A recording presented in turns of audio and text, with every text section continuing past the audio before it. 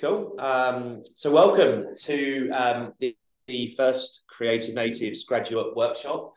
My name is Ryan Kelly. I'm the founder of Creative Natives, who are a specialist recruitment firm that has offices in Sydney, Melbourne, Gold Coast, and in the UK now. So for those who don't know us, we specialise in helping candidates find roles within the creative industry. So anything from PR, design, UX, social media, copywriting, product design, I guess the full gamut. So can I just quickly ask you guys what sort of career is it that you're looking for? If you want to chat in the comments and just put in exactly what you are looking for. Our marketing manager, Leah, will be manning the chat today. So if you have any questions throughout the session, shoot them through and we'll do our best to either answer them as we go or we'll save some time up at the end. And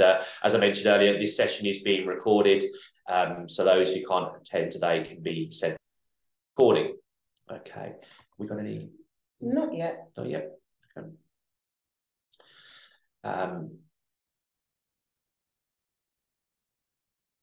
Cool.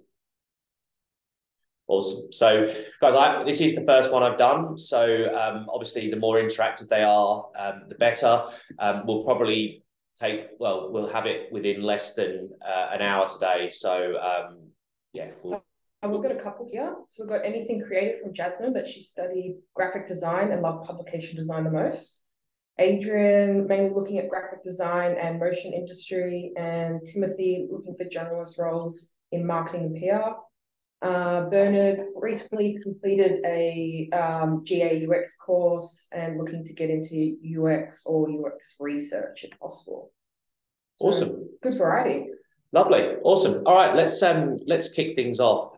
So I guess first thing first, why are we doing this? As a recruiter, I speak to countless juniors, grads, and I see firsthand on a daily basis how hard it is to get your foot in the door. There's often jobs that are listed as entry level, require a couple of years experience, and it can be a daunting place. And I think, to be honest, I've probably too many conversations to not do anything about it. And I feel like through the 10 years I've worked in recruitment, I probably have some, experience and ideas that I think could help you, stand out from the crowd and actually get yourself noticed in what I would say is a highly competitive landscape. Okay. I'm not a career advisor. I'm a recruiter that, has a way of thinking. I'm not saying it's gospel and you can take what you like from this session. Hopefully there are a couple of things that you can take away that are practical that you can implement yourself.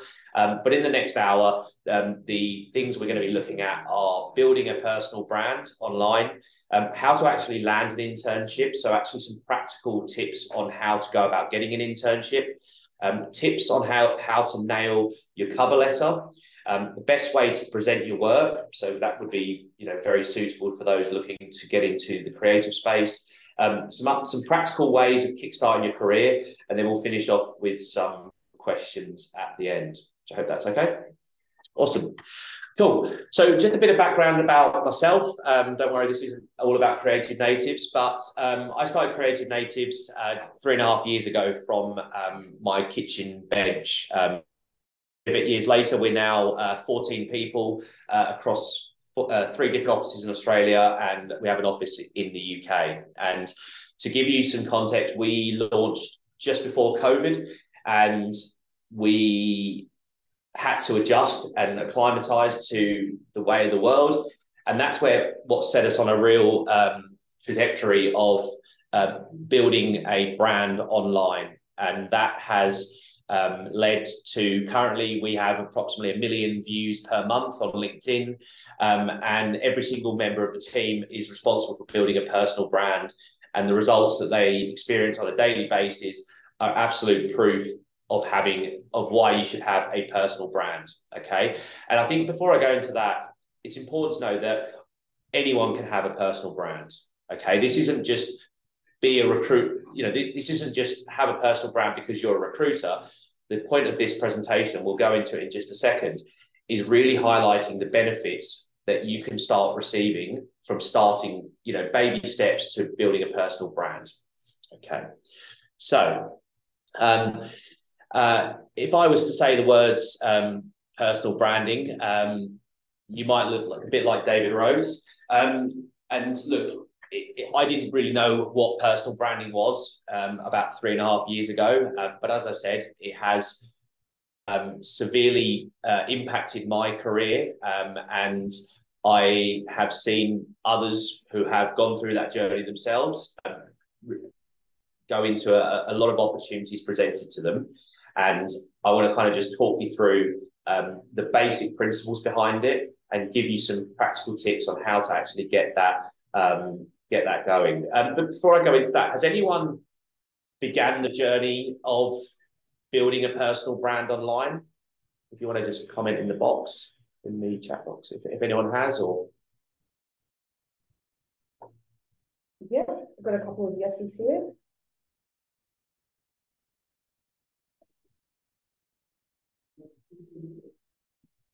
Cool. Yep. Awesome. Well, brilliant, because I had absolutely zero clue what personal branding was at your point of your career. So you're already way ahead of where I was. So I guess in terms of what a personal brand is, a personal brand in my eyes is the way you define and promote what you stand for as an individual. It's a combination of experiences, skills, and values that make you you. Okay, so for creatives, building a personal brand is part of selling themselves to clients. It can also open the door to unexpected opportunities for students and grads and help you get ahead of your career. Okay, so I guess before I go any further, the way I view LinkedIn and the way I would sort of encourage people to see LinkedIn is, imagine it being a one enormous networking event where companies that your dream companies are present at this networking event. There's businesses that you would absolutely love to be on their radar and be noticed. They're in this big room, okay?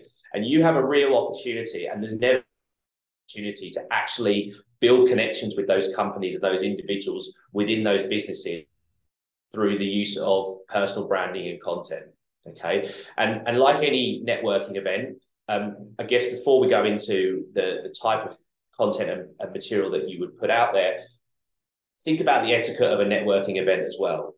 You wouldn't just go up to somebody straight away at a networking event and ask them if they would give you a job, okay? You would engage in conversation with them, you would get to know that person, and you would share information and build rapport with that person without the expectation that you're going to get something immediately back, hence having a conversation with a stranger at an event.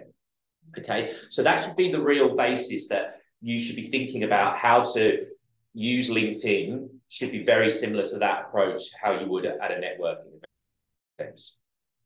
Okay. So when you are approaching the job hunt post-uni, there's two main ways to go about it. And one is you are very much focused on being a job seeker, so applying for jobs, press send, and that constant rejection can really make you feel like, okay, I'm not good enough, this isn't going to happen to me, and you can almost, it can almost snowball out of control, and you can feel a sense that this isn't going to happen. And the way I view that process is, for each job that you're applying for, there's a lengthy process involved in filling in an application, uploading your resume, and going through that administration, right?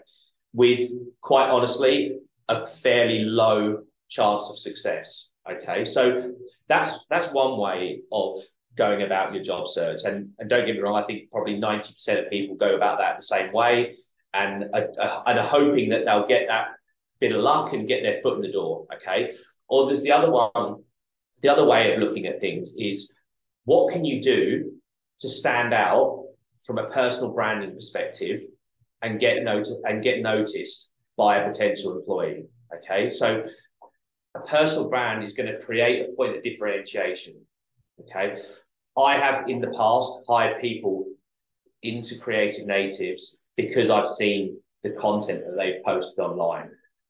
If you see someone who has posted some content online, you've already developed a bond or a trust between that individual.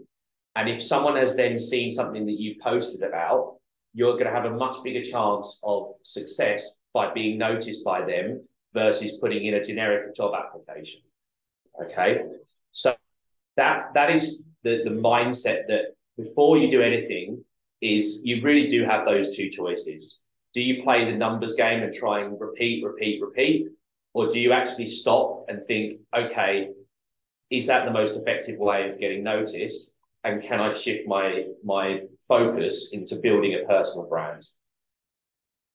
Okay, so they're ultimately the two biggest sort of crossroads that you come to, I think, when looking for work.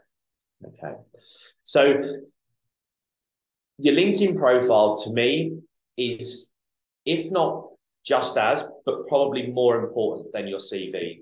I get constantly asked, how long should a CV be? And the reality of it, and speaking from a recruitment, is the first thing I do when I receive a CV is I copy that person's name into LinkedIn and I see what I would call an updated folio of someone and seeing a real-time snapshot of what they're about. Okay, so that is what I would say is if you're thinking, should I work on my CV, should I focus on my LinkedIn? Both are important, but do not neglect your LinkedIn.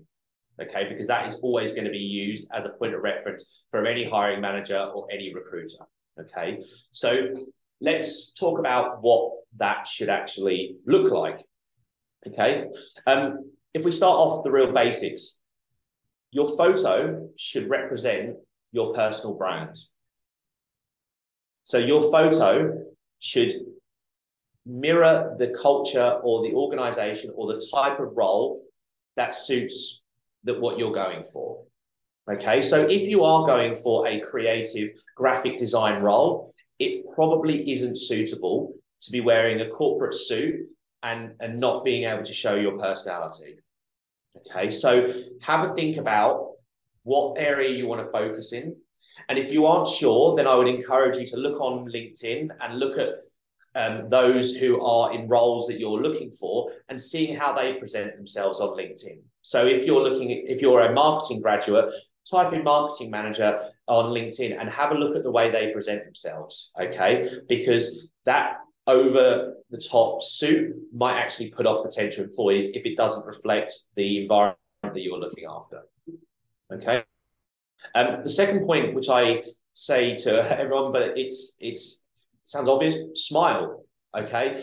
There is countless research around the impact of a smile in terms of that building trust, that likability factor, etc. So if you have got a picture currently and it isn't, warm and inviting, then that slight tweak in picture could be the difference between making a good impression with someone or not.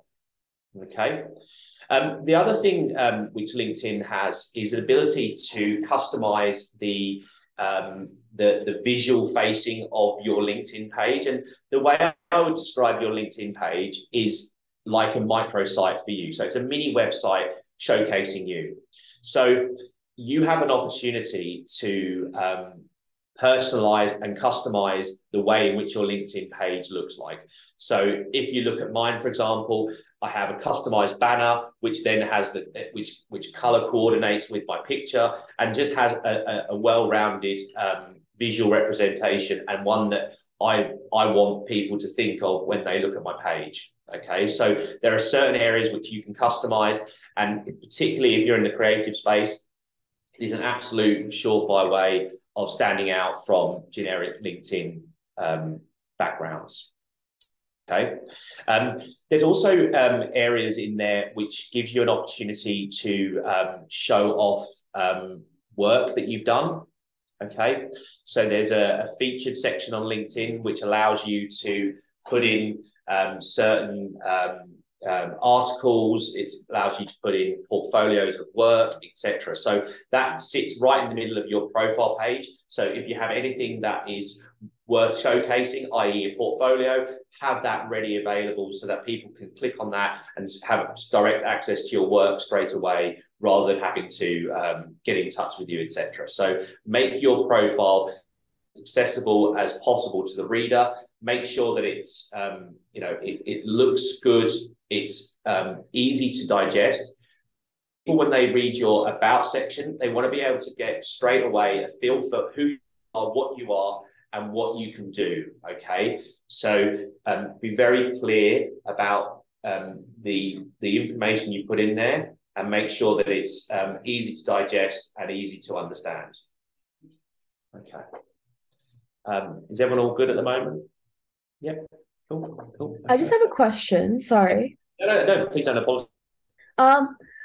In terms of portfolios, do you recommend a online portfolio, or do you recommend a file that showcases our work? Cool. Okay. We are coming on to that in a bit, but it's a good question. I, without doubt, would say in 2023, the best way to present your work is through a website. Okay, brilliant. Okay, and I would say, and I'll give you a good example of that. So we at Creative Natives, we interviewed a pretty much an entry level account manager within the advertising space, and it was the first time that I'd seen someone with that type of job present her work in a website, and on that website it had the list of clients that she had been responsible for. She had examples of strategic briefs that she had been working on as an account manager, and also gave examples of the end work that came up. It clearly showed her way of thinking, and also was a great way of showcasing the work that was presented. And I think that was a website that she built herself. 100%. I speak to creatives these days, and I just think that files and things like that are really quite messy. And I think the best thing you can do is get a domain, build a website, and use it as a way of tracking your work as you go through your career. So you're updating it regularly, and it's a great way to be able to send that to a hiring manager. Hyperlink, again, it's standing out from the crowd. Amazing, thank you. Will we be able to review our websites later on in the session? Sorry? Will we be able to review our websites later on in the session? Review your website? Yeah. Yeah, I mean, if we're a bit short for time, what we can do is we can catch up one-on-one afterwards, if that makes sense. Okay. Yeah. Thank you. Cool. So I want to kind of get into this now. Now that we've got page looking schmick and you're comfortable with it, this is the part which is the fun, scary bit, which it does take a bit of courage, etc. But I'm going to talk you through some practical tips around how you can build up your network. Okay, and going back to that analogy of that networking event, and you're going out and building rapport with them. So with LinkedIn, there is two options when you want to connect with someone. So you can outrightly send them a connect request, okay, which that's cool. That you can definitely do that. But there is an alternative to that, and that's the follow button. And if you choose to follow someone in your network, that means you'll receive, or you will see the information that they post about on your feed, and that will allow you then to comment on their content and start having organic conversations with them on their content. Okay, regardless of what level people are at, everyone feels a bit insecure about posting content. So if you, for example, saw a CEO from a company that you really wanted to work for had posted something, and you were the first one to actually engage with their content and actually start a conversation, I would almost, with a high level of confidence, say there is a great chance they're going to start conversing back with you, because you've been the first one to actually be involved in their content. Okay, so have conversations with it.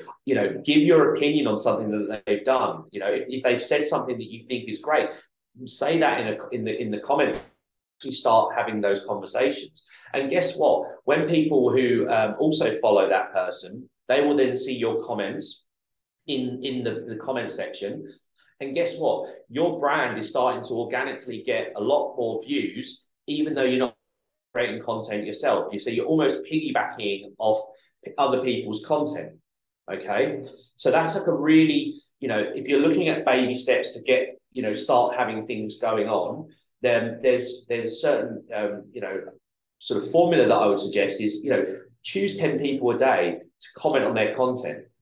Okay, that's going to start getting you comfortable with putting out words to the world, and that's going to then start giving you ideas around what's actually going to gain traction and what people are interested in. Okay, so you don't necessarily need to start from the top diving board and jump in. There's steps before you get to that, and you can actually do that through piggybacking off connections. Okay, and one thing to note is that LinkedIn allows you to connect in with 100 different contacts a week.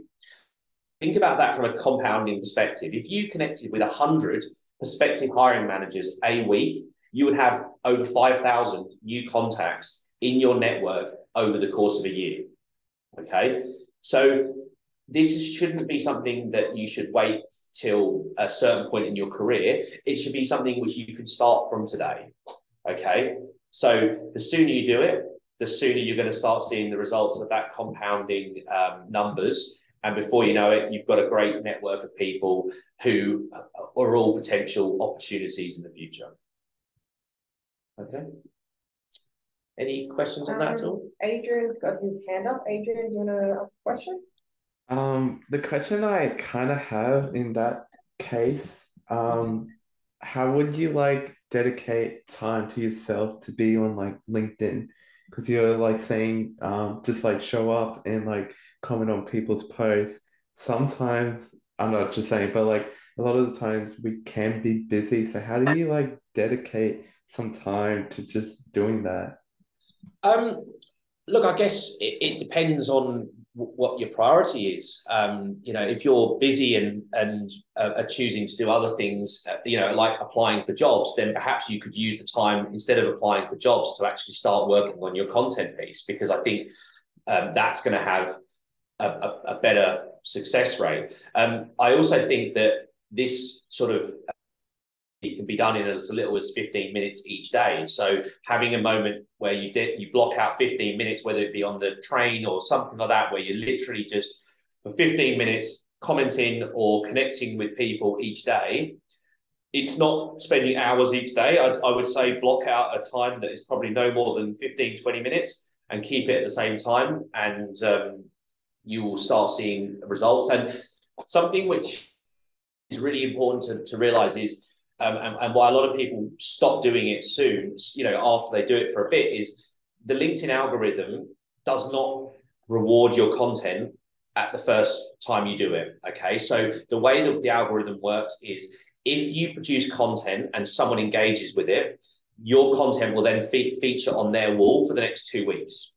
Okay, so if you don't have any connections and you're not actually if you're doing it once and expecting results straight away, that's not going to happen. The analogy I use is around getting fit. If you go to the gym once and stop, nothing's going to do anything, right? But it's about being consistent and doing that on a daily basis. And in 3 months' time, you'll see an increase in the right type of people being in your network, and you'll start having quality conversations and getting your head ready for having a personal brand. Cool. Does that make sense, Adrian? Yeah, it does. Yeah, cool. Okay. Cool. So in terms of the pillars, and I've just talked about the algorithm, but if you are looking at developing content pillars, which I think are very important to help you structure your content and what you're going to write about. The categories which typically perform best are educational. So if you're providing your audience a perspective on your world, or something that is going to give someone information, then that educational piece will work. Relatable content is very, very relatable. So and I don't think there's a minimum requirement of experience to create a relatable piece of content.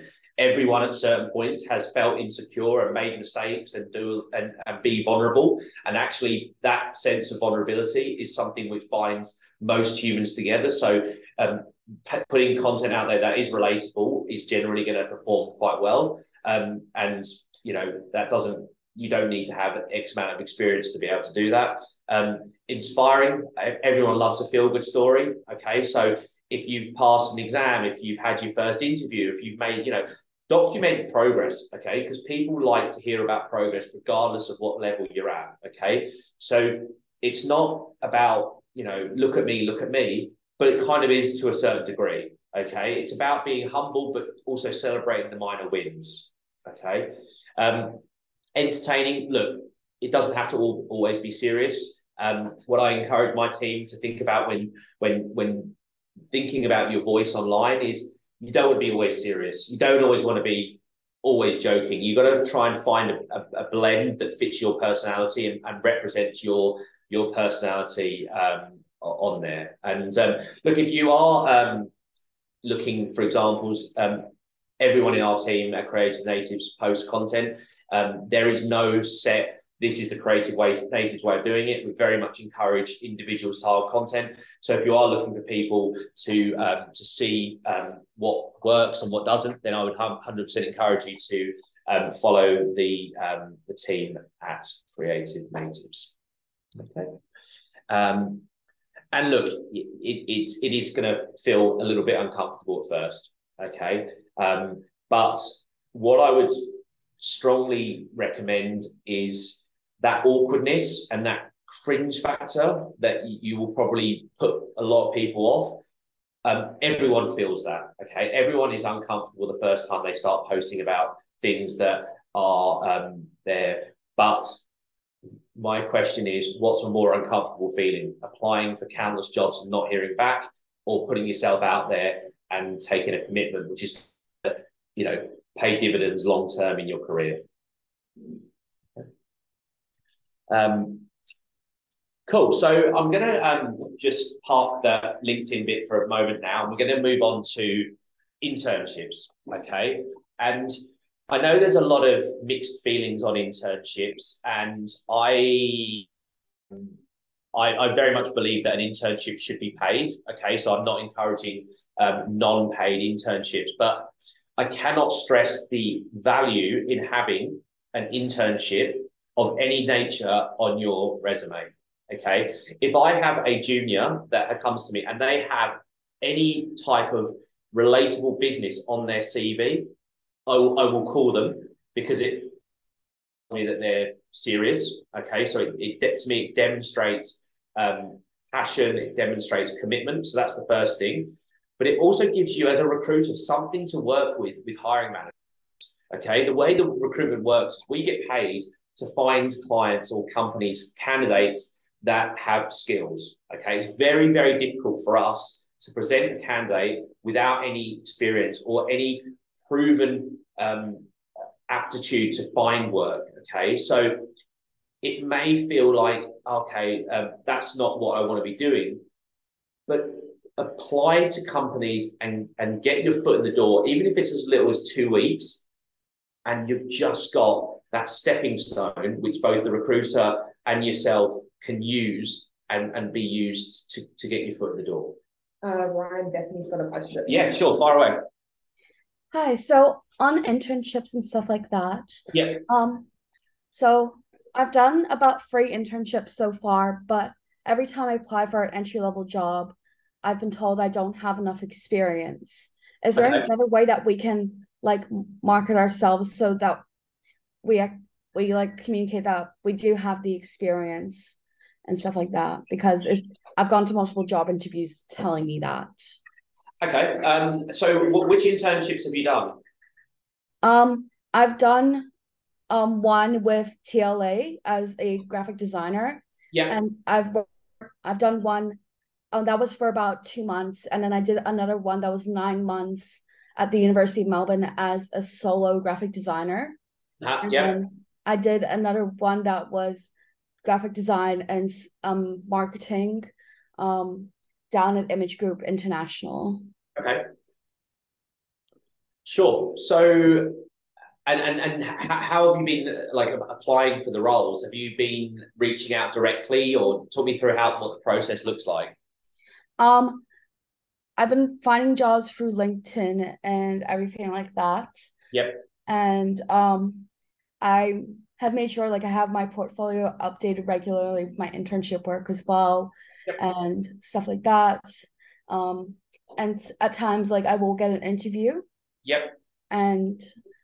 But whenever I end up to the interview, whenever I lay out my experience, they'll often say that I don't have enough for an entry-level role. Sure. Okay. So, I mean, there's a couple of points there. I think that the fact that you've got the internships are the reason why you're having the interviews in the first place. So I think that's awesome. And I'm wondering whether it could either be there's a need for some coaching around the way in which you interview, which I could give you on a one-on-one basis, which I'd be happy to do. But also having a think about how you would stand out from competition. In terms of the agencies that you've been applying for, thought about putting together some working on some mock briefs based on the client base that they work with. Yeah, that's how I've been starting at the moment. Yep. Okay. So that would be one of my first points. So if you could sit with a creative director at an agency and say, look, I know that you work with X client and this is the work you've done. Here are my thoughts around how we could take the brand to a new level. I think that would show a lot of initiative, which it sounds like you're doing. So perhaps it is just more of a case of some interview coaching that's needed. But I think that in terms of the advice I would give, it sounds like you're implementing and you have done the internships, and the fact that you're working on mock briefs to me shows a lot of initiative. So if it is something you want, I can spend some time with you one-on-one and we can go through some coaching. That'd be great. Thank you. Cool. Okay. Great. Just going back. So how do we get an internship? Okay. What I instance and sorry, next slide. Oh. So if you see one advertised, apply. But what I would do is something a bit different to that. So there's a couple of publications which I'd recommend, and I'm sure you're aware of them. There's Mumbrella and there's Pedestrian, which are full of information around agencies winning work, and really it keeps you updated with who's working on what type of clients. So, if I was in this position now, I went onto Mumbrella and I saw Agency X has just won Honda, for example. Okay. I would take the initiative and reach out directly to either the hiring manager that you would be looking for. So if you're a designer, I would reach out to the creative director. If I was looking for a general role, I'd look at maybe reaching out to the most senior person in the business. I would send them a message. I'd congratulate them on winning the piece of work, which to me demonstrates that you've got a bit of initiative and you've done a bit of research in terms of the work they've won. And then I would offer my services in a way that would suggest to them that I'm happy taking the administrative jobs that probably take up a lot of the time from your senior staff, and you're essentially offering to take that load off their hands, and in return you're going to get that foot in the door. Okay, I think a lot of mistakes that are made by saying I want to do this in this business, right?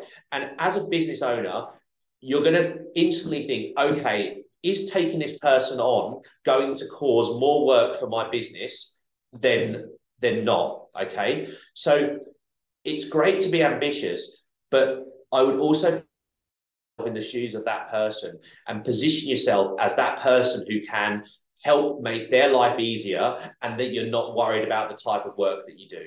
Okay, once you've got your foot in the door and you've got an opportunity for that internship, that's when you can be curious. That's when you can lean on different departments. And that's where you can really demonstrate the actual area that you want to be focused in. But just try not to position yourself as a person that's going to create more work than good coming into it. Okay. So reach out directly to businesses, give them a reason for you to stand out. Okay. You know, this is why I want to work with your business. Congratulations on winning this type of work. I love the work you've done with X client.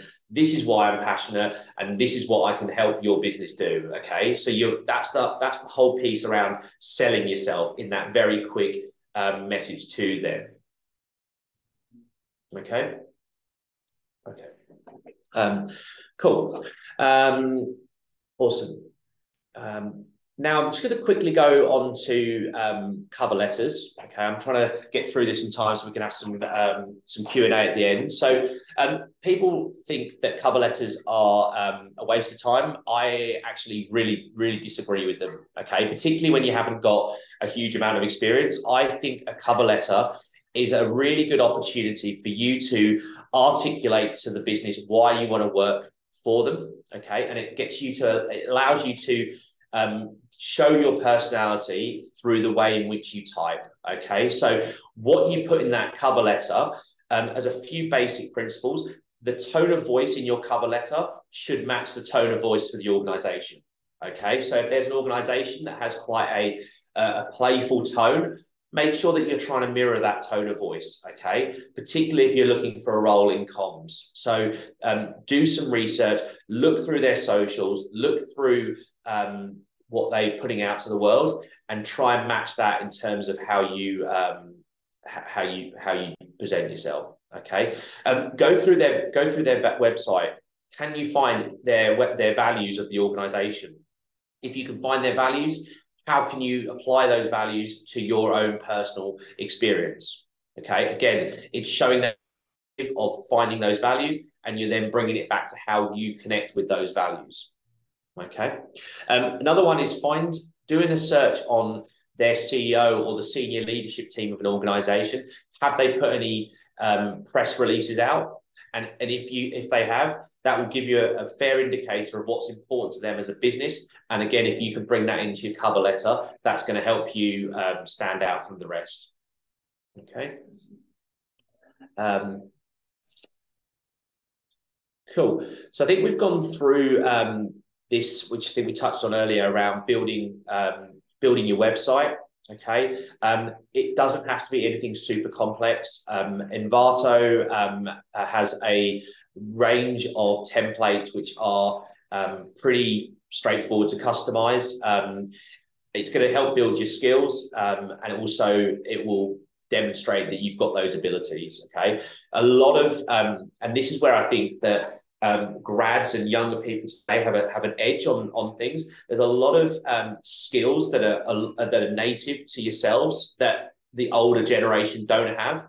So lean into that. You know, if you can present your work in a website versus a PDF, that is you leaning into your skills. Okay, that will make the hiring manager feel a lot more comfortable and a lot more interested in meeting you if you've presented it and being able to demonstrate basic digital marketing and website building skills.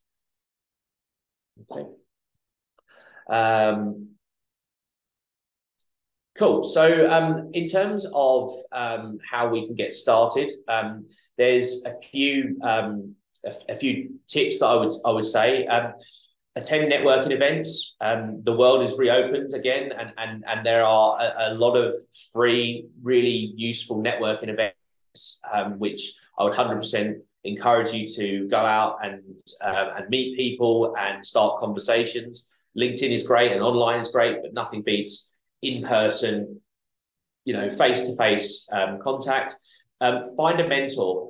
Creative Natives actually twice a year organizes mentor programs with senior members of senior talent that we work with, and we connect them with grads. Okay, so if that's something you're interested in, there's a section on our website to click on that, and we can then find you someone who can act as that mentor for you. Okay, there is plenty of people that really want to help those starting out in their career.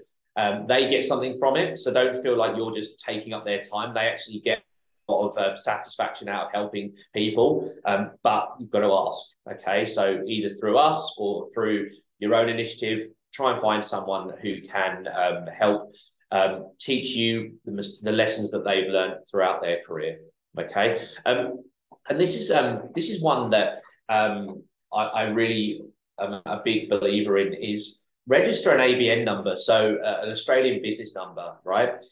Start thinking like an entrepreneur and start thinking like a business owner, okay? And I can honestly tell you, the moment you start registering an ABN number and giving yourself a brand and a company that you have, and as a freelancer or however work you're going to get work, and have that under your brand, that's when you start thinking like an entrepreneur and you start building up the confidence and the skills around that. Okay, so even if it's step one, get an ABN number, register your website, do those practical things so that when you are presenting yourself, you've just got something a little bit more tangible and you've got a story to tell in it. Okay, X agency might be your own business, but it's going to get you noticed. It's much better than not having anything on your CV. So register your business name, get a website site. It costs $5 or something on GoDaddy to get a website thing.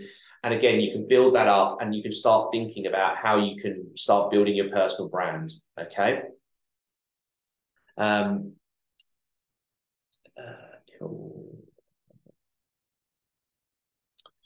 Cool. There's some people that I would encourage you to follow, and they are really, really different type of people, but they're good people to see, to take some inspiration from. So there's a guy called, can you see that screen? Justin Welsh.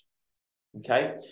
He's an American guy, and he talks a lot about solopreneurship and working for yourself and what that means, and has really, really practical, simple ways of building a side business or a side hustle. So I really recommend he gets mental engagement with his posts. Like he's someone I look at and go, wow, your next level engagement.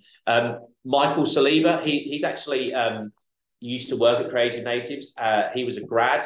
He started working with us as a graduate, doing an internship, and became a marketing executive, and now is working at another agency. And he is an exact example of someone who had initiative, who reached out to me, asked for an internship, got a job with us, used it as a stepping stone, and is now working at a PR agency. And if you actually, just this week, he put a post out, or I think the last 2 weeks, it went viral, and I think he's gone completely crazy. So Michael Saliba is someone to look at. Rosie Chong is another one who builds a massive brand online. You may know her already. We actually placed Rosie in a role a few years ago, and that started her journey to creating content. There's a guy called Joel Laugie, a big LinkedIn personality, posts a lot of stuff around finding work.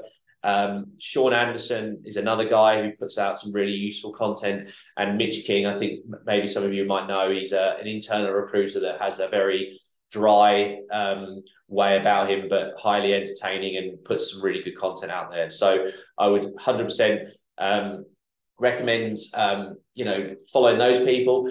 If you are looking at a way of getting that personal branding journey started, what you can do is you could say that you attended a grad workshop, and you could tag them as people that were encouraged to follow. Therefore you're going to then receive the benefits of all their audience looking at your stuff. And that's a real quick hack way of doing and getting some traction with that personal branding piece. And then final thoughts. A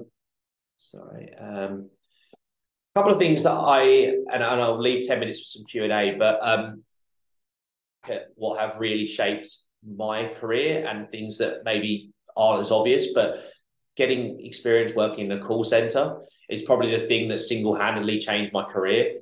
Being able to frontline speaking to customers, being able to sell, being able to confidently communicate with people is something that without that, I would never have got into sales, which would never have got into recruitment. Okay. So call center, gets a bad rap. I think they're brilliant learning places. So if you haven't got a job or you're looking for work and you think sold wine, I've sold in things that are so dry, it's ridiculous. But it really taught me the art of being able to communicate effectively and be able to do that. Another thing, don't worry if you haven't figured it out yet. I think a lot of younger people put a lot on themselves to have it all sorted and to have a career and whatnot. It generally takes time, and being focused on having it figured out can actually be a hindrance to you. So don't be afraid to make mistakes, experiment with things, give lots of things a go, and eventually you'll find your gear which works for you. And I think variety helps sort out where you want to get to. So try lots of different things and don't worry too much. And also, most people are a certain way faking it. Okay, you figure that out as you go in your career, that most people don't actually know as much about things as they think, myself included. I didn't really know what I was going to put in this presentation, and hopefully it hasn't been too bad. But just lean in. Sometimes you just got to give it a go, and if you make a mistake, then that's great. All right. So I think if you're not making mistakes, you're playing it too safe. And then just finally, have fun. Right. This is the creative advertising marketing industry. It's fun, right? Fun is what a lot of people forget about this industry, and it's an amazingly rewarding one, but sometimes can be taken too seriously, and that's, I think, can really dampen creativity. So make sure that whatever you do get into and wherever you choose, it's a fun place that gets the best out of yourself. Cool. All right. I think that's me done for talking now. So 11 minutes, I think, scheduled. If we want to shoot with some questions and thoughts and stuff, and we'll try our best to get them done in 10. There's one question in the chat that I missed before from Adrian. So when we're talking about like the dummy briefs for clients, he wants to know, would that also relate to doing passion projects? Absolutely. Like anything that you can use to demonstrate your conceptual thinking, and I think that a lot of creatives, and look, I'm not a massive expert in the creative space, but a lot of mistakes is that they present work that is the finished art. So they'll show the TV ad or the billboard. What a creative director wants to know from juniors is the way that their thought process has got them to that place. So things like drawings, conceptual drawings, and ways in which they're all really useful at demonstrating your thought process. And obviously dummy briefs are amazing, right? Using well-known brands and thinking about how that brand could be translated in a different way, I think, is a really clever way of getting people's attention. So you might see on different socials where famous brands switch brands and put them into different categories, etc. So it kind of tricks the mind, thinking, okay, I know the visuals of that brand, but it's on something else. Having something like that is a really cool way of standing out, and I'll try and find examples to share with you as well, because I think just clever creative thinking is what's going to get you noticed. If there's any more questions, feel free to raise a hand or pop them in the chat. We've still got about 5-10 minutes to go.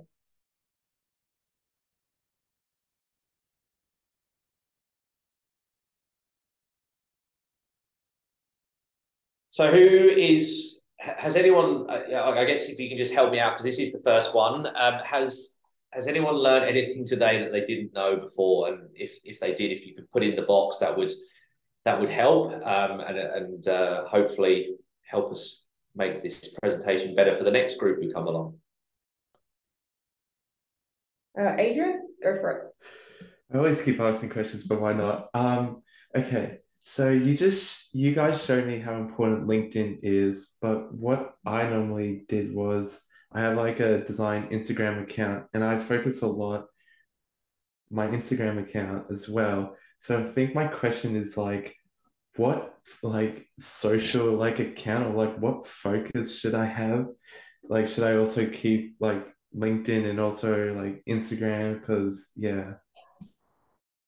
I mean, I would say that there's nothing wrong with having your Instagram present on your LinkedIn. You know, you can have that as a hyperlink on your LinkedIn page. You know, I guess you got to try and play the numbers game. Is where's your audience going to be looking? You know, is a hiring manager is going to be looking on your Instagram? Probably not. Is your Instagram worth doing? Definitely, because it helps you build up that portfolio and it represents your brand.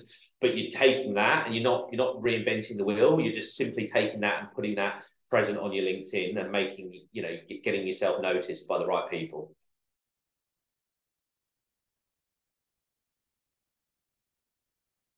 Awesome. So Bernard has said it was great to learn about the value of internships.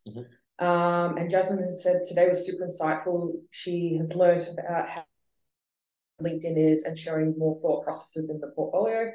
Bernard, the agencies were Mumbrella and Pedestrian. So, yeah. Cool. Any more thoughts, feedback? Ayushi has said the session has been extremely beneficial. Never realized LinkedIn comments can turn out to be so useful. And the idea of keeping track of news on Mumbrella and staying connected with the industry is a great one. Thank you. Cool. All right, guys, please feel free to shoot me a message if there are any further follow-up questions. Okay, if you know anyone who may benefit from this session, please pass it on.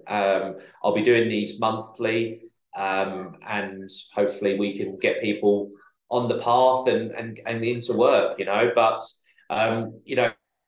And I don't want this to, you know, feel like, you know, do all this and you're definitely going to get it. Look, it is hard, right? There's no two ways about it, right? You still have challenges that you're going to come up against. There are going to be people with more experience and whatnot, but that's just life, you know. This isn't the answer. It's just merely just to help you give yourself the best opportunity. Okay. So Timothy has just asked, where can we find info for some networking sessions, particularly for the creative industry? Good question. And there's a lot on Eventbrite. I would say General Assembly has networking events. Another company which might be worth connecting with is Give a Grad a Go. They have a lot of events as well. I would literally like Google the subject that you're passionate about and where you want to be. Google it, type in networking events, and just okay. You know that you know, I think in itself could be a piece of content from someone that, you know, asking out there what great networking events are there. You know, tag companies like Give Grad a Go and get conversations happening. You know, if you're the person who's starting conversations, again, it's great for your personal brand. You don't have to come up with some thought-provoking piece of content each time. You could literally be asking a question. And again, you're providing value to the audience by being able to connect different resources to one place. Cool. Awesome. All right, guys, what we'll do is we'll obviously keep you updated with everything that goes on in our world through email. We are... you know, in terms of our emails, we put out a lot of content around what we've discussed, you know, thought leadership pieces, you know, anything like that. So you'll all be kept in the loop through email. And as I said, feel free to shoot me a message if you're stuck with anything. I'll do my best. I can't, you know, promise anything, but hopefully in the next, you know, and please, you know, once you do get your foot in the door and you're here, please, I'd love to hear from you and love to keep in touch. And we'll also be sending out an email in the next couple of days with the recording of this and a couple of the links that Ryan has mentioned in this presentation as well. So keep an eye out for that. Cool. Look at that. 3 minutes to go, guys. So thank you so much for your time and good luck. All right.